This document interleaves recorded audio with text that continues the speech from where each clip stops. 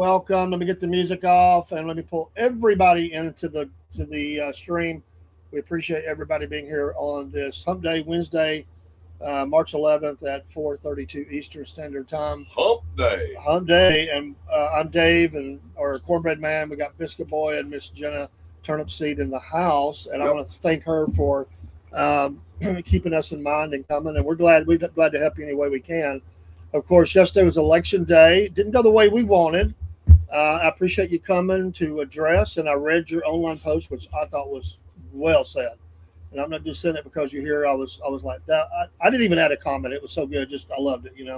It was just really so many people. I just want to say off the top that you did such a great job with maintaining the proper, what I think is outlook for the people and a clean campaign. This thing got ugly. Yeah, it did. And I told you early on behind the scenes that I was hearing stuff that I had not ever seen in this area, and it got even worse. I couldn't believe it. You don't have to even speak to that, but did any of that wash your way? We never got a chance to ask. Like, I never saw your name drug in, but the mudslinging was bad in the 14th district, what we're talking about in Northwest Georgia. So some of it came my way, but it came not about me. There was like a period to where I was getting stuff about other candidates. And it was coming from, I don't know if it was specifically coming from a candidate team or somebody that may have had dislike with specific individuals. Right. But there seemed to be like a 2-week spree to where people were just mailing me what they thought was dirt on other candidates or things that they didn't like. And have you heard? And did you know? And I refused to post any of it. Good for you. I had a couple emails that I turned over. Luckily I had all the candidates' numbers, and I was like, hey, I got this email. I wanted to let you know I got this email, and I sent it to them. Yeah. But I was not the person that was willing to post or turn over anything. And most of the stuff you could tell was obviously just some kind of page they were trying to fabricate into something. Oh yeah. But yeah, not my thing. Good for you. Yeah, for those around the nation, this was the seat for Marjorie Taylor Greene, who stepped down. And then there was a huge field, bigger than I've ever seen. When I went and voted, I have to scroll up and down to find where I can vote. Started out with over 20, wasn't it? I started out with 22. We had 17 finally make it to the ballot. Wow. And, of course, it didn't go the way we wanted, and we're going to let Ms. Jenna speak to that. But we do have the runoff, which is no surprise. But it was a little bit of surprise of who it is, I think, maybe. But it is military men. But we have Clay Fuller, right, and on the Republican side, and Mr. Harris. I don't remember Mr. Harris' first name. Sean. Okay. Who will be running. And when is that? Do they have an April 7th. April 7th. So just turn it right around and do it again. And then we've got a primary. Coming up. It's a busy year.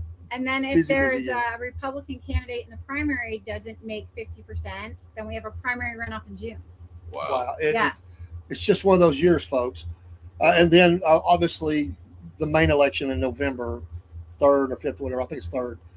So anyway, it's your platform right now, and we want to turn it over to you and let you just say whatever you want to say. I've got a couple of questions. You'll probably address them, but just want to give you an opportunity. I appreciate you thinking about us and coming this way and tell us all the things that's on your mind and heart about the election. So the biggest thing, obviously, is thank you for everybody's support, especially you guys. But I had a lot of people that really, were really strong supporters. And I think that was really neat. And it wasn't people that I knew to begin with. It was all people that found me. Maybe I came out and talked to or something. Sure. And I feel like I had a really good, strong base. I got to do candidate forums before, which I've never done before. I had great feedback from all of them. Even to include, I would have some older women that would come up and shake my hand. They're like, I can't vote for you. I'm a Democrat. I won't vote for Republican. I'm so sorry, but you're amazing. I loved you. I loved everything you did. And those were some of my favorite. And then I have joked a lot during the race that I felt like I was everybody's second favorite. I had people call me on the line. They're like, hey, I saw that you were running. I really love your campaign. I really love your platforms. I already know so-and-so, or I'm working on somebody's campaign, or I'm really trying to help so-and-so. But they really liked what I was, who I was and what I was about, or how I conducted my campaign. And that was really nice. I don't think outside of we joked about the few APAC, which I totally made friends with the APAC guy that we were talking about last time. It was awesome. Yeah. We talked a little bit. But I don't think I really got any negative feedback from somebody that wasn't a strong opposal about something that we didn't agree with. Even most of the people that I didn't agree with stood on the position of, I like that I know why she feels that way. Right? Yeah. I like that even if we don't agree on the position, she's willing to explain the position and we can talk about it. And to me, that was really nice.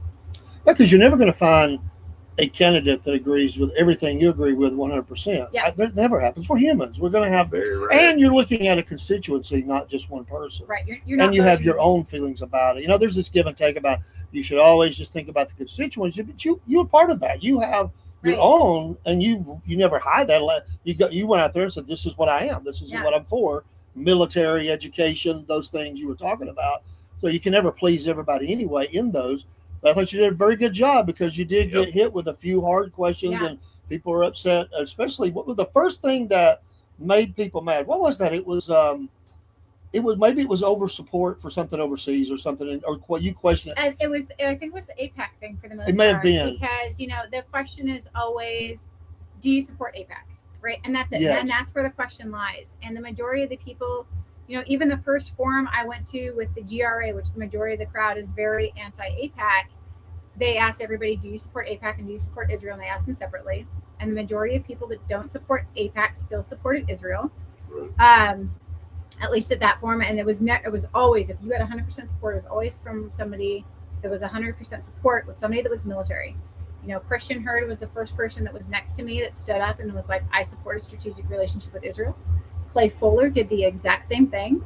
And I think because there's a different understanding of our military strategic need for that. Yeah. I got booed off the stage for it several times. I Wow. went to, and this goes to the dirt thing that you're talking about. I don't know if you saw the video, but there was one where we were at a forum and you never got to see the beginning of the video, right? You never get to see all of the dirt. And they asked us, do you support APAC? Will you take APAC money? And then they passed it down the line. And they asked Clay, and he, gave his answer, and it went back, and it came back to Reagan Box. So Reagan Box took the money, and she was like, she said her piece and said, Clay, I'd like to point out that Clay, you didn't answer the APAC question. Like, hands the mic back to him. And that's how this starts. And so somebody tapes him, and the way that it came across was just very rude. It was just like, boom, right? Yeah. Right. So Clay right. gets up, and he's very fiery in his answer. And like half the crowd just booed him. And it was all, what I'll say, it's all one candidate's crowd that came in to support him that was very angry about this. And it came back down to mine. And the next question was a budget question, right? I already answered the APAC question. I stood up very clearly. I'm not taking APAC money, but it's because I'm not taking any PAC money. I want my support to be unconditional, because if I say I support Israel fully and we're going to go to this and I give you that and I don't take PAC money, then you know that my support is legitimate. If I've taken APAC money and then I vote for that, then you don't know why I have that support, right? Even if my basis didn't change. So that's my reasoning for it. And anyways, it comes all the way back down the question. And it was a budget question, which are my favorite. Right. And I got up and I was like, I can't believe I'm going to pass on a budget question. And I turned around and went back to Clay Fuller's answer. Like, that's where I used my 45 seconds. And I got booed right back off the stage. Wow. I was and real quick, a shout out Wow. if he sees this, Christian Hurd, because he did drop and run in another race. He was going to come on the show. You're the only two candidates that got back with me. And I didn't get with all 22, but I did send out some. Yeah. And I had one other one that said we would try to get together. We didn't. That's fine. But I do want to thank him. He was willing to come, and he said, hey, some things are in the works. I ask you not to share this, but there's going to be changes coming. And Okay. he changed, what he was doing. So just a shout out to him on that. And I appreciate you, brother, for being willing to come on. Real quick, Broski said, looking back on it, which political topics do you wish you looked into more or prepared more or for more, had more knowledge about? Was there anything that jumps out now that you've went through this process? First one would have been data centers. Hands down would have been Really? data centers. We don't see it as much up here where we are, so it's not something that I was very keyed into. And when I went to the lower side of the district, it was a huge concern, and it wasn't even me being asked about it, but I was listening to people talking to it, like GOP meetings or some of the women's luncheons I went to, and I didn't know anything about it. I didn't understand why it was a concern. I didn't understand the rapid growth behind it. I didn't understand the way they're being funded, and some of that stuff is being shielded. I've learned a lot since. I have more to learn, but that's probably the number one thing I would like to know. It's a great answer. You said 3 times on that I didn't understand. And it's refreshing to hear someone say yes. that without having the Definitely. ego to say, I know everything. And, I know there was nothing, Yeah. That's honesty, that's transparency. And I like that. And for me as a voter, this reaffirms, which we already knew, it reaffirms Yep. why my vote was with you is because but you're willing to go get the answer. You're willing to dig and study and say, I don't know, but I'm going to develop an answer here for you. I'll get you an answer. Yeah. So what is the big concern about the call centers? The data centers, it's Or power, data centers? the The water. amount of power and water they consume Yes. is huge, right? So if you were going to put a data center near Chickamauga, Georgia, Yeah. it would probably consume more power and water than Chickamauga, Georgia. Like Wow. the cooling need is immense. Yeah. The noise is another big one. So if you put a data center, 2 blocks down the street from here, Yeah. you might not be able to have the podcast due to the feedback of the noise and things like that. There's like people that are saying that they can't sleep due to all this interference. So it's kind of wrecking the areas that they're putting them in. So that's another big one. Okay. And then there's concern over the fact that certain people they're giving tax incentives, just like any other corporation. You want to bring them back. Yeah. These communities don't want them, but states are not necessarily Georgia, but I think that there is some there. Again, I don't know all of it, but states are giving these tax deductions to build these data centers, and people don't want their money spent that way. So it's a multiple problem. Well, I don't understand why they don't just start building them out in rural So the places if question they with have to that, have them. right? We lose agricultural land at an immense rate already. So do you really want to give up agricultural land? No. It becomes another debate. No. I did look it up, and there are some places that are putting the data centers underground, which I Okay. think it is a phenomenal idea. Sure, I don't that's- know where we haven't do it seen here. that before. Yeah, but It's if you kind of think, like a natural Faraday cage. yeah, It's- right. You're going to reduce the sound. Yeah. You're going to reduce the power consumption because of the cooling. You're going to reduce the water consumption because of the cooling. Right. And I don't know Yeah. where we do that or where we combine them, but I think that that's a good answer. And the other one would be like these big outdated factories that are in places because they're already in some kind of a commercial downtown Sure. area. Why not reuse that land? It's true. So I think Yeah. we're going to have to explore options. So that's where it lies. We're not getting away from the need from them. It's going to grow. We have to have It's it. Is gonna there grow. any physical? I mean, does it cause any physical disruption? I think it's one From of those the things we won't frequencies know. and things. Yeah, we It won't has know been for studied. 10 There's to concern 20 about years. the Yeah. water being displaced back out. Right. That there may be some, Contamination. well, could be. It is a huge drain on like she said, on your network. But you got to be near where the workers are. And in Georgia, we don't have in this part of that corridor. Yeah. We don't have enough workers for the next 5 years. That's why they're really looking to try to bring people in. There's such a demand because of all the businesses that have built up besides the data centers. Yeah. How do we get enough workers, then the power and all that? But you're right, it's not going away. This is not going away. So what data are they collecting? So the majority of Just it on is people. well, no, it's to be able to run all like the AI capabilities and stuff. The amount of data storage need Okay. for the increase of AI usage. America leads in AI right now, so that's a great thing. Yeah. But we don't Yeah. have the infrastructure to support our use of it. Broski has another Wow. question. How did your military background help you prepare for a political run? Which specific skill sets acquired from the military translated to politics? That's a good Broski, question. you always got all That the is a questions, great man. two-part question, man. Yeah, it Really. is. Okay, so number one was my complete comfort, willingness, and ability to answer any question that was fired at me. I noticed that there was other candidates, and I think it's typical in politics to try to avoid a question Right. and stay on their platform because of so much briefing to, colonels and generals and things like that, and just being thrown into a situation when somebody asked me a question. I was very comfortable to stand up and this is what I know and how. Right. I have been taught that you don't just give a reason, you give a background. And usually because of when I'm briefing, I'm trying to explain why we're doing something to somebody. That was well received. And I would say the other thing is the breadth of knowledge. We don't typically stay in a position in the military longer than 12 months. They pick you out of one Yeah. job and they put you in another. It's because it's an up or out type thing, right? You're trying to develop to be a good battalion commander, a good brigade commander, a good general officer. Right. And you have to know all these things. So what I understood about budget, what I understood about nutrition, what I understood about foreign policy, that helped a lot. Right. Yeah, that was one of the main. I mean, it wasn't the only, but it was one of the main reasons that you had my vote. Was because I thought of anybody on the stage, you had this excellent knowledge about the outside the confines of the United States, this geopolitical, and look where we're at right now with with Iran and things that are happening, how things have changed in just a few weeks or a few short months, couple of months since we talked about that. we need people that are going to be thinking, have really kind of know, right now, I know Congress has not been involved that much, but they will be. And, where does this go and what does it look like and what answers, what do we need, message do we take from the 14th or any district to Washington? And because this is scary stuff for a lot of people. Yeah. Things are getting ugly. Yeah. In some ways, people say it's great. Other people say, well, this is horrible. But I think that plays into all of that. And I just thought that some of them were not prepared for that, where you might have thought like data centers or this question or APAC. But in other ways, I'm guaranteed there were people on that stage, they didn't know how to answer some of those questions. Right. There's no way. Oh, there's So- no doubt. Yeah, in your posting on Facebook, which I don't have in front of me, but you said you initiated that you would run again for something. Absolutely. Okay, Yeah, great. Want to hear that? I had a blast. I think this is minus it was really hard to do everything together, and I didn't get to get out nearly as much. Right. But I enjoyed every aspect of it, to talking to you guys, to answering individual people's questions, to standing at a candidate forum. I thought it was a fantastic experience, and it kind of, I didn't win, but I think what it taught me is that this is what I would like to do. So That's I nice. don't That's know where I'm awesome. going to go next. I don't know what I'm going to do, but I really, really enjoyed it. Yeah, See, I that can was see going to be the one of my next excitement. questions. Yeah. Go ahead. Well, what did you learn from this? Yeah. And the fact that this is for you, Yeah. that's awesome.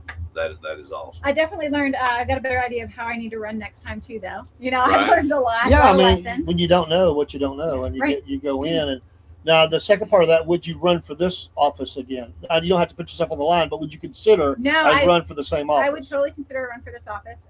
Not going to do it right now. Okay. So I will fully say, because I know it's going to come at some point, Clay Fuller has my full support. Okay. Okay. Good. I may, maybe I'll run in the background of Clay or Sean, and when they decide not to run, or whatever in the time is in the future, and that could be that they move on to something greater. I don't like the way that they conduct themselves in office, or it's 6 years, right? Because I Sure. believe in term Right. your time is up. So maybe that will be the case. I'm not really sure. We'll see how the political scene falls out. I have joked, I don't think I'll do it, but I've joked several times that somebody needs to remove Ralph Warnock. We got Yeah, jokes I on agree. that one. I agree. Amen.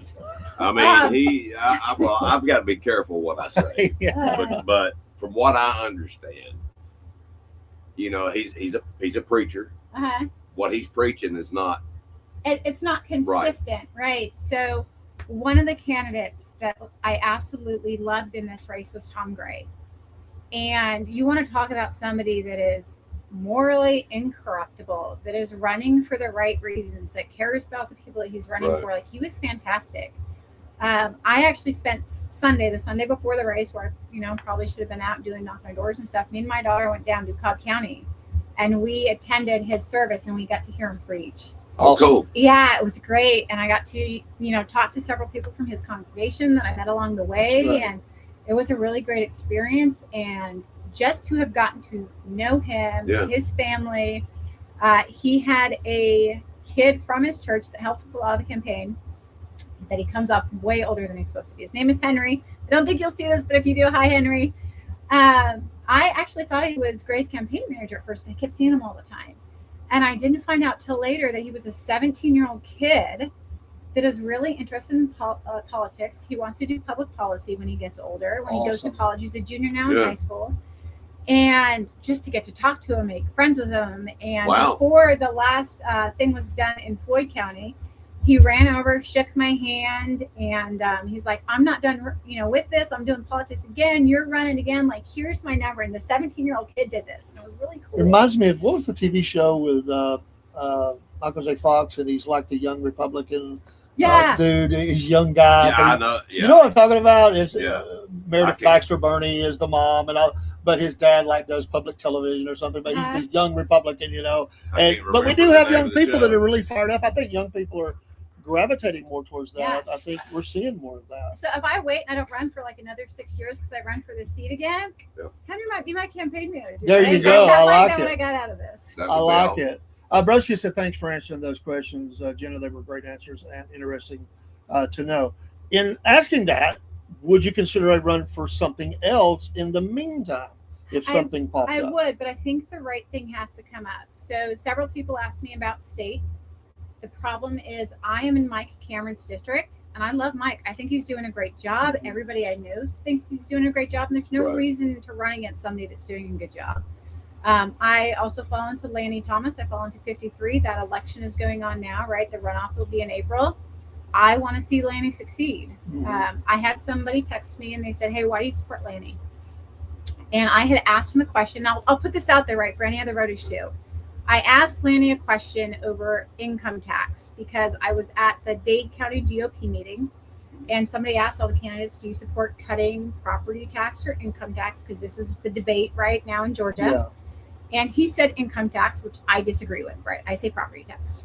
And I said, we're going to have to, and this was a whole nother meeting. I said, I heard you the other day. We're going to have a conversation about this income tax thing. And right off the bat, Lanny was like, okay, I'm ready. Right? Like, let's go. And so I talked to him a little bit and he explained his position. And at the same time that he explained his position, he was able to show me that how all of his experience as the mayor before for Tryon is going to translate like that budget knowledge into the state. And I think he's going to do a really good job. So it's another one of those things. I'm going to have a state house and a state senate that I don't see a need to run against him. I also love my county commissioner. So I am in seat District 4, which is Brian Hart, and I think he's doing a really good job. So I don't think that there's a place for me just because I like the people that are elected right now. What about Mayor of Chickamauga? I don't technically live in the city limits. Oh, okay. Too bad. Yeah, too bad. Nothing against anybody, but too bad. No. Have you been Let me to the Capitol? Have you been during the session at the Capitol and things like that? So I haven't got to sit through one. I would like to. I actually got to go to the Capitol when I was running, and it was in a weird position because I was running, but I took JROTC up there. Yeah. So I took them up, but I wouldn't wear my uniform just because I didn't want to get caught in a photo of something conflict. Right. But I got to bring them. They're the students, and Awesome. Mike and Steve came down and talked to them for a minute. So that was kind of neat. One of the things I would like to do now in this break. So my goal right now, until I run again, is to learn as much as I can. Definitely. Right. Yeah. If there was a lot of times where I was on stage and I felt really good, and I had people that came up and they were like, "You had the best answers," or it came off as you knew the most. And obviously, I was against different people at different times. But man, if you think I did good now, I'm going to be dangerous when I get back. There you go. Yeah. I want to go to some of the house sessions and experience that.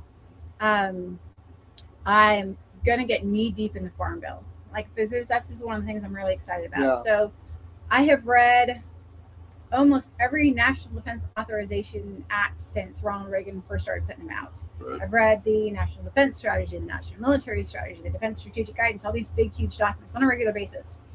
I've never read a bill that's in legislation before this. So the Farm Bill came out, it's out for markup, and I was like, I'm going to sit down and get into this thing. And the way that it's written is horribly hard to read, right? Oh, I'm sure. Because, it's like section It 102, is. I've read them, and it's states like- and They're that. Well, to get a good idea of the changes, you need to know all the stuff that's in there. Sure. So I want to go back and look up all of these acts that we regularly amend, all of these different, pieces that take a play in it so that I really, really understand it. Because they will put something in that you like, and then they will add these other things in. You're all for it. Then they will shrink this or totally remove what you like. They do that kind of game, which that happens with a lot of bills, which is frustrating. So not pinning it down, but you have an open forum here. You can have a show called Ask Jenna or whatever, and just continue to connect with the voters in your district. You have that opportunity. We offer that time. That would Anytime. be great. You can have a weekly, bi-weekly, monthly, whatever you want. You can be building that platform now and connect with those people, and then come in the chat and ask you questions. You could come on and educate us on some of the stuff about the authorization. That'd be great. So that's available to you right now. Right, because it goes to you only know what you know. Right. But if we want to have like topics that people are concerned about, like take the time to do my research, so I Sure. don't show up and I'm like, ooh, I don't know, I'm not tracking, right? But no, that would be great. I think one of the things that people need to be educated about, myself as well, I need to know more, is tariffs. Because for years, tariffs took the place of an income tax. Right. And why can't we do that now? I don't think there isn't a reason that we can't do it. So I know people are just they're against tariffs because they've been vilified. Right. So, and I think that the reason that they've been vilified, especially right now, right? It's true. The cost of living is so high. Yeah. So what people don't what you don't realize is that you're going to have to deal with a difficult time to make things better. Yes. Right. There is no right, easy answer. Any easy answer is going to make something worse. That's right. Right. If we want to make a move to tariffs, we're going to have to make a move to tariffs, and it's going to be like timely because we're dealing with sales tax and income tax and the tariffs and all the other stuff. And it's a lot. Like, we can't afford to absorb it. So nobody wants to talk about it. Right. The thing I think we need to do is we need to figure out what that revenue income stream is, or the two revenue income streams.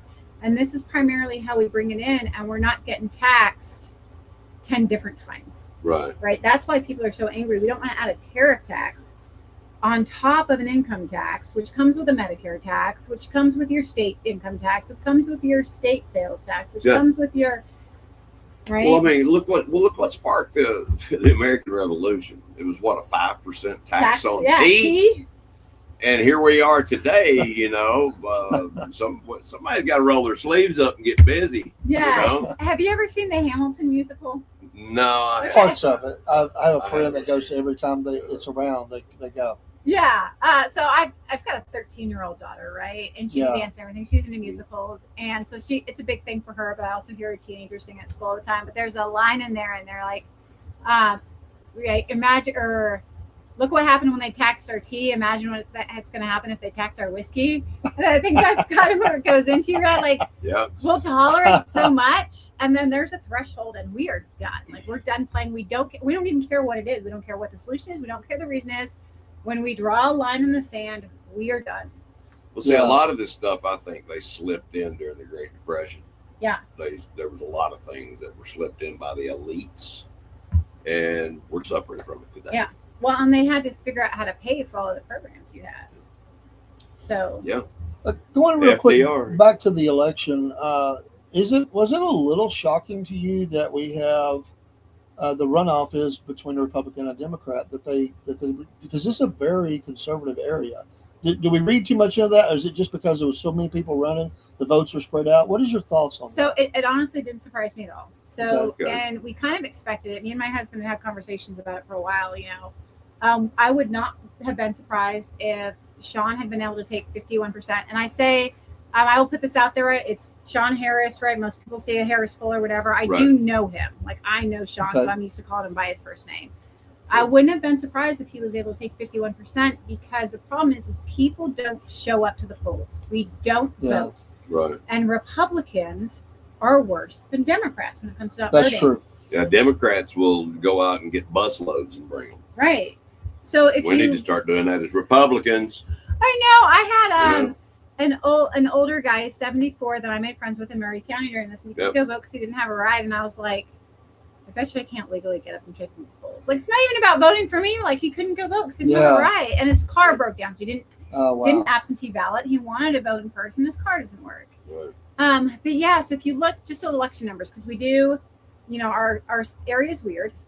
We have Cobb County too, which is the offshoot of Atlanta and things. Mm-hmm. Sean Harris got 134,000 votes when he ran against Marjorie Taylor Greene in the general election last time. He did. It was we only had. Did we have 100? We didn't even get 130,000 people show up. I think we had like 122 or 125,000 people in the whole election. I haven't seen the final number.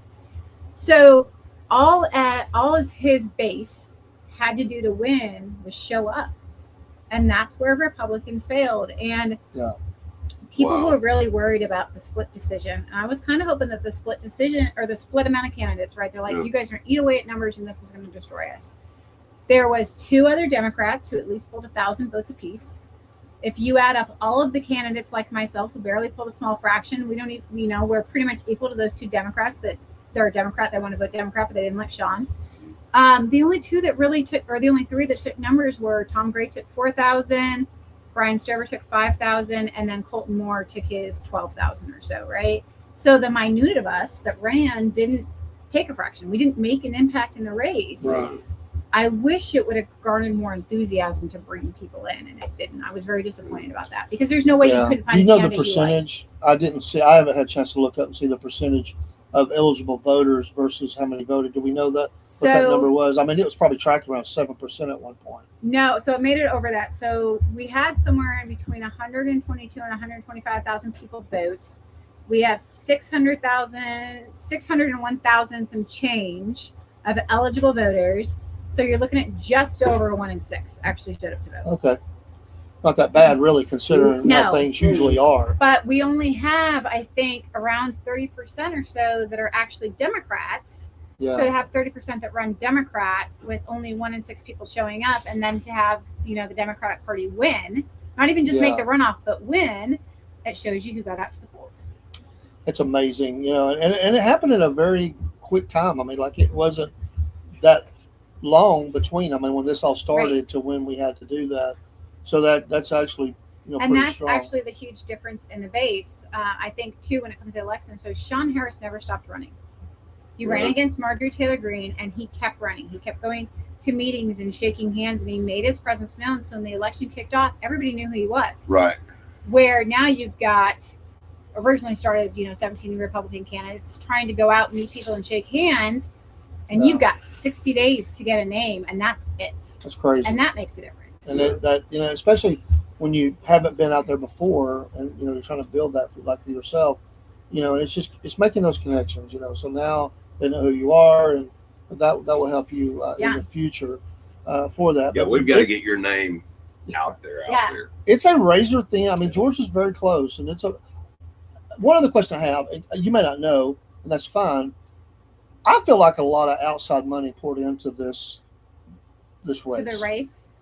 From outside the state. I may be wrong. It just felt like I've never seen the amount of money that was spent for flyers and text and all the stuff that they do. I've never seen that much. It was every day, multiple times a day. Somebody was spending a lot of money. Yeah. And I just wonder if some of that was coming from the national scene. There definitely was. It was coming. Probably more in Sean Harris's campaign than anybody else. I think that's a composition of, like, he had the money to blast. My mother lives in Oregon, and she was like, I got another email from Sean today, right? Because he was doing the national thing. But he's doing what he can to run. I think on Clay's side, I know that there were some very angry people that are like, he's getting money from donations from people that live wherever. Right. He's also served in the military. Sure. I had money that came from, honestly, the majority of the donations I had very little, but they came outside from Georgia, but they came from people that I have served with, and those are the people that are like, hey, this is awesome, and they sent me money. And I think Fuller's connections, the money that came outside, came from that same effect, from people he went to college with, from people that he served with, not some, I want to influence a Republican election in Georgia. Right. It was, I want to support Clay Fuller. Yeah, I really appreciate that Mitchell Horner went out and spoke against the most negative stuff that came out day of, the night before the election and stuff. And I told Paul, I said, I don't want anybody representing me that is going on attacks like that, talking about people's families and stuff. Yeah. Don't know who they were. Don't care. I'll let God handle that. But I tell you, I don't want nobody like that representing me. No, and I was absolutely mortified. So I hadn't met Clay Fuller's wife until the campaign, but I got to know her. Our kids actually go to school together. Oh, wow. And the first time I met her, I think she was like, I think I was behind you in the parent pickup line. Right. And so then you see the first text, and it attacks his wife, who is a very good person, took care of him through his entire cancer battle, obviously have kids together, and now the attacks his wife and attacks his kids. And I was just like, it was horrible. That's like, to be able to sink we got to be that. Better than that. Yeah. I mean, we all do. I mean, we understand, and I don't like it, but the mudslinging sometimes goes between the candidate, but you leave the family out of it. Yeah. We've sort of crossed the line on that in the last few years. And I've told people, even friends of mine have kind of joked around about some stuff. I'm like, I get where you're going. I appreciate the humor, but I really don't want to. Yeah. I just don't want to go there. I want to be. We got to be careful with that, because we think about our kids and how we would feel if somebody. I mean, thank God they didn't do your kids like that. I mean, that would have been horrible. I can imagine. I thought about you. I can imagine if they attacked Jenna and then started throwing stuff out there about her husband or kids. It's just horrible to even think that there's people out there like that, but there is. So So sad. Next for you is these other things you're talking about, running the business, education, and all the things that you do. So just pour into that and continue to work and build knowledge and be ready for what door opens up. Yeah, I think I said it at one of the campaigns. I don't think we've talked about it here, but one of the neat things that happened is that somebody that sat on Marjorie Taylor Greene's agricultural roundtable when she originally kicked it off pre-COVID sent it to me. So I had, her table laid out and who the attendance fees were and what the objectives were. I want to try to figure out how to get that started again. Okay. Yeah. I think that farming is one of our big concerns. You know, I talk about the budget a lot, but farming is one of the other things that got me into this. Good. Our food system is everything. We're running out of the ability to grow it. The things that we feed people is making them sick. Like, the whole thing is insane. Yeah. And I think there's enough interest in here to be able to put that together. And I'm hoping that I can get whatever candidate that wins at the table to be willing to listen. And that's something, if not, we'll get the round table going and we'll push our agenda, right? There you go. There you go. Where did you vote? Your city in the city? Where do you normally go to? So I normally vote in Chickamauga. Yeah. So I will almost always, if I can, vote on voting day. Because I like the last minute things. I like to see how things develop. I was very eager to vote, so I went down, day one of opening polls, and I went down and voted in Lafayette this year. But it's typically Chickamauga. When you walked in and you seen your name on that ballot, how did that feel? It was awesome. Oh, Yeah. And I was leaving, and I was the only one in there at the time. But the ladies behind the thing were like, they were loud enough to hear me. And they're like, I bet you I know who she voted for, but I won't say. And I smiled, It just has to be surreal a little bit. It was. Because you're like, you voted all these years and there's you. I mean, you get to cast your vote. I mean, it's the coolest thing.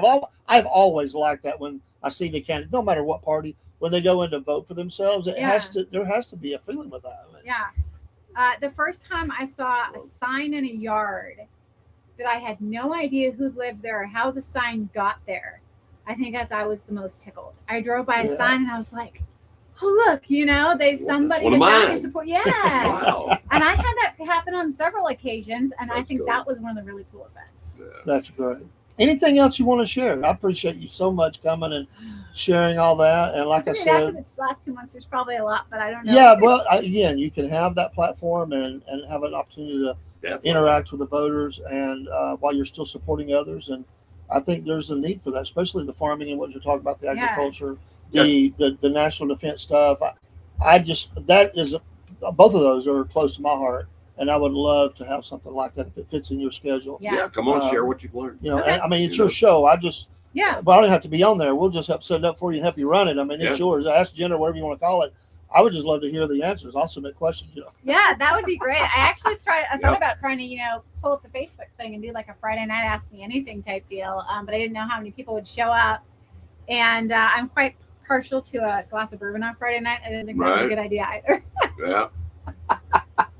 Kind of loosens the lips a little bit. It does. There's some friends of mine, they invited me on their show for New Year's Eve. They said, Dave, just so you know, you come in whenever you can, but by 30 minutes within the show, we'll probably all be fairly, I went in, but I left before it got really bad. They're great guys, but, it's like, okay, it's going to get a little wild in here. So I think one of the best campaigns I had with an entire, other candidate was Bo Brown. So I never actually registered to run the special, or that registered in the primary, right? I figured the special election would determine things. I kind of saw how it was going to go, and it's a lot of money to be able to spend. So I called Bo. So that really interesting story how he managed, because he wasn't planning on registering in the primary at first. Yeah. And part of the same thing, money and support. And he just had it. Some people came up last minute, really supported him and put it out there. And he showed up to pay and qualify 30 minutes before it finally closed on the last day. Oh, wow. And so I called him and I was like, man, what happened? Right. And he's telling me the story and stuff. And we sat on the phone for an hour talking about, why we're running, our community, some of the different things that we had done, who we like to go out and see. And Bo's, I think kind of in a disadvantage with his background. I told him that when I was talking to him, I was like, the first time I saw you run, I was like, why are you doing this? I was very concerned about this candidate on stage. Yeah. And he's gotten way better. But he's got a great heart for it. Right. And it was fun to just actually be able to sit back with a candidate for an hour and just have a non-binding conversation about politics and what we think and everything we saw. And that was a blast. So I do want to tell you, I almost forgot. Well, after the 2 sit downs that we had, this is well after that, a lady sent me a comment off of one of those, because on some of the platforms, they just stay out there. They'll never go away as long as we have a presence there. And she thanked us for that time. And she said, this helped me to clarify my vote. Okay, good. She didn't say what that vote was, but if there's one, there's more. And I thought that was really good. I was happy to see that somebody after had not voted yet, watched one of those. I don't remember which one. And so this helped clarify for me, my vote. Thank you so much. I was surprised how many last minute voters there were. I was getting emails and texts till probably 5 p.m. on voting day asking me where I stood on a specific position and trying to decide if they were going to vote for me. Like, it was up to the 8th hour. And I did get a lot of responses that I was I think I was the most person to directly answer texts and emails, at least from what I got from other people. Because they'd be like, I sent this question to everybody and you're the only person that responded. Right? Even if they didn't agree with me, it was like, thank you for a response. And I guarantee that there was, candidates out there doing other things, not at 5 o'clock still answering messages. So now that's one of the things I've learned is make sure that you're available up until the last minute.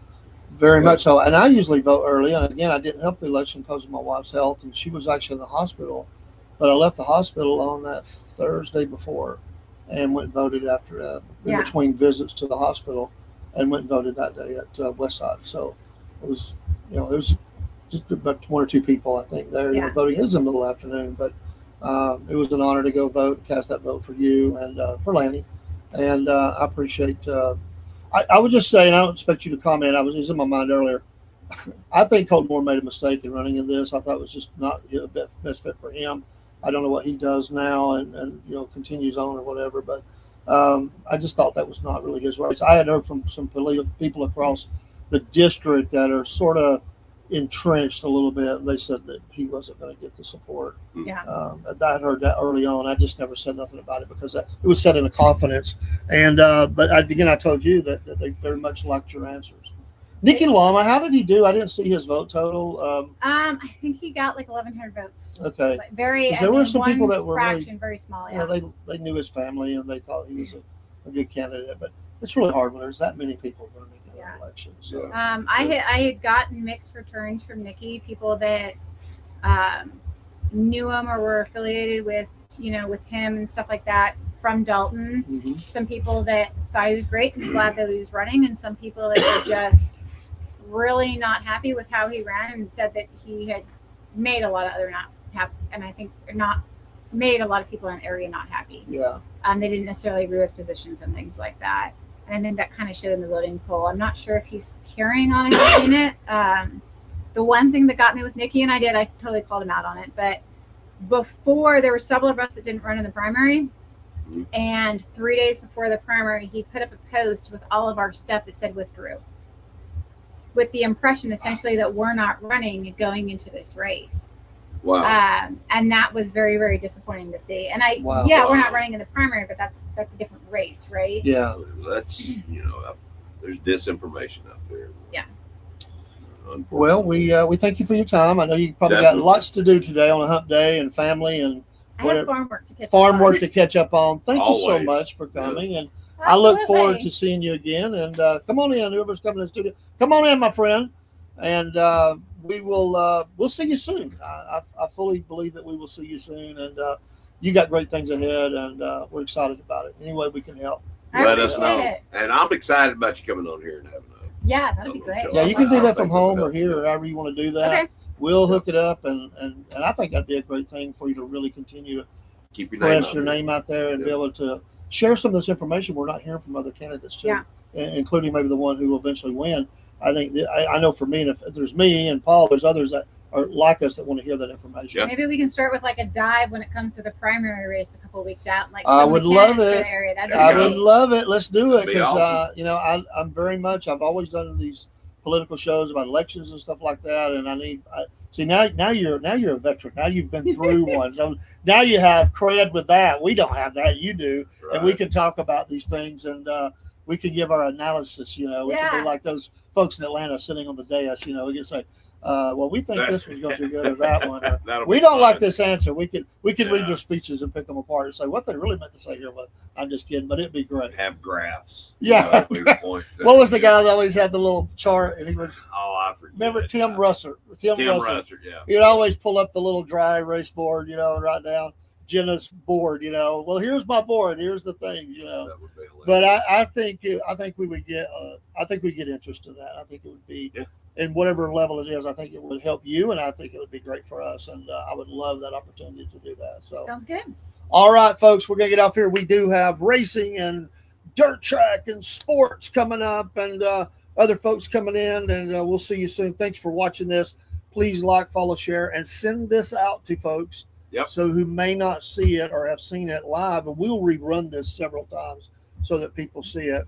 And we will see you in a few. Take care. Get the music running, and thank you, Miss Jenna. All right, here we go. All right.